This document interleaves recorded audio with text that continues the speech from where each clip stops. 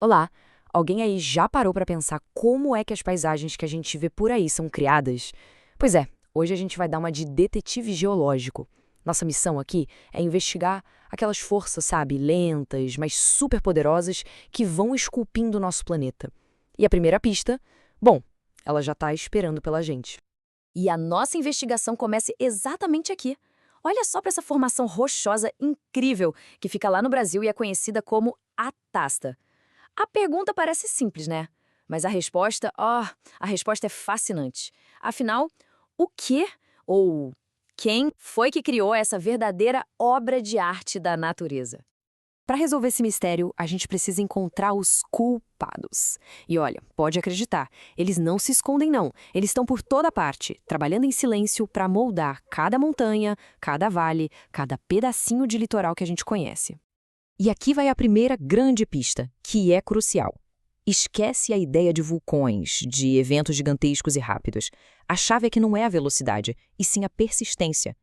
A gente está falando de um processo que leva milhões de anos. E o primeiro culpado que a gente vai investigar se chama intemperismo. Pensa nele como o comecinho de tudo, sabe? O ato de enfraquecer e quebrar a rocha que antes era sólida. É o primeiro passo para a gente resolver o nosso caso. Tá, mas o que é exatamente esse tal de intemperismo? Vamos pensar nele como se fosse o primeiro ataque. É aquele processo que vai enfraquecendo a rocha, sabe?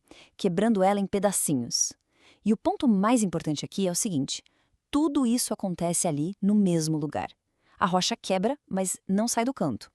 Só que o intemperismo não age de um jeito só, não. Ele é tipo um agente triplo, com 3 métodos diferentes de ataque. Cada um usa ferramentas bem distintas para desgastar as rochas. O primeiro método é o intemperismo físico. Esse aqui é na base da força bruta mesmo. Imagina pegar um martelo e quebrar alguma coisa. Você muda o formato, o tamanho, mas o material continua sendo o mesmo, né? É exatamente isso que acontece com a rocha. E como é que essa quebra mecânica acontece? Bom, os suspeitos são vários.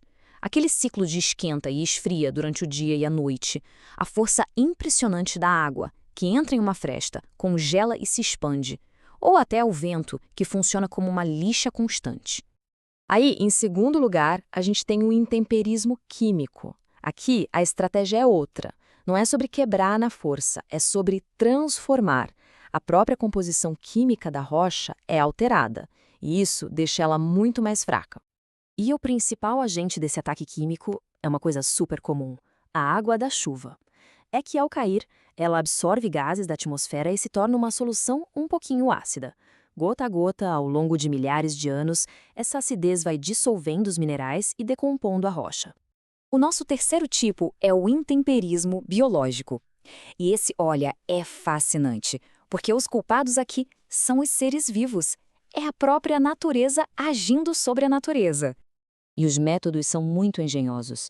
Pensa nas raízes de árvores que se infiltram em rachaduras e vão forçando, alargando tudo com uma força incrível. Ou até em pequenos fungos que liberam ácidos, fazendo um trabalho químico em escala microscópica. Ok, então até agora a gente entendeu como as rochas são quebradas. Mas essa é só metade da história. O que acontece com os pedaços que se soltam? É aí que entra a nossa segunda grande pista: a erosão. A erosão é o próximo passo. Se o intemperismo é o ato de quebrar, a erosão é o ato de levar embora. É o transporte daqueles fragmentos de rocha para um lugar totalmente novo. E entender essa diferença é fundamental. Pensa assim: intemperismo é a quebra. A rocha se parte ali onde ela está. Já a erosão é o transporte, é pegar esses pedaços e levar para outro lugar. É como se fosse uma dupla dinâmica, sabe? Um quebra, o outro carrega os destroços. Simples, né? Então, quem são os responsáveis por esse transporte todo? Quem são os agentes que colocam a erosão em prática? Agora, a gente vai identificar os verdadeiros culpados por trás desse movimento. E os principais agentes são forças da natureza que a gente conhece muito bem.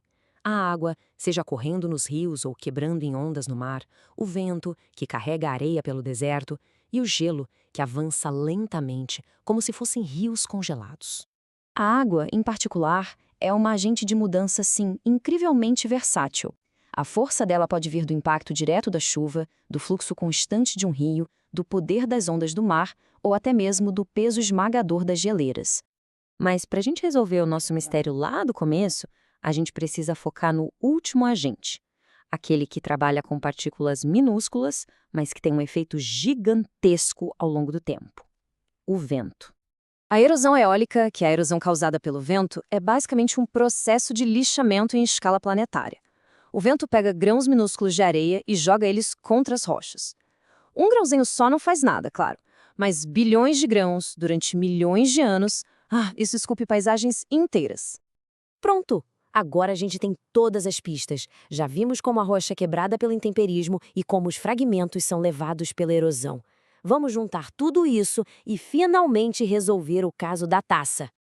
E aqui está a solução do nosso mistério. O grande escultor por trás da taça foi o vento. Isso mesmo, durante milhões e milhões de anos, a erosão eólica funcionou como uma lixa gigante e constante, jogando grãos de areia contra a rocha. Essa ação desgastou mais a base, que era a parte mais frágil, e foi criando, bem devagarinho, essa forma que a gente conhece hoje. Foi um verdadeiro trabalho de paciência, né? Então, resumindo, a história completa é um ciclo que tem 3 partes. Começa com o intemperismo, que quebra a rocha, depois vem a erosão, que transporta esses fragmentos, e tudo termina com a sedimentação, que é quando esses pedacinhos finalmente se depositam em um lugar novo e talvez um dia formem uma rocha totalmente nova. E tudo isso deixa a gente com uma última pergunta, para pensar mesmo. As mesmas forças que criaram a taça estão aí, trabalhando agora, nesse exato momento, em todo lugar. Se a natureza consegue criar uma coisa tão incrível assim, o que mais será que ela está construindo por aí, em silêncio? Fica a pergunta no ar: como vai ser o nosso mundo daqui a 1 milhão de anos?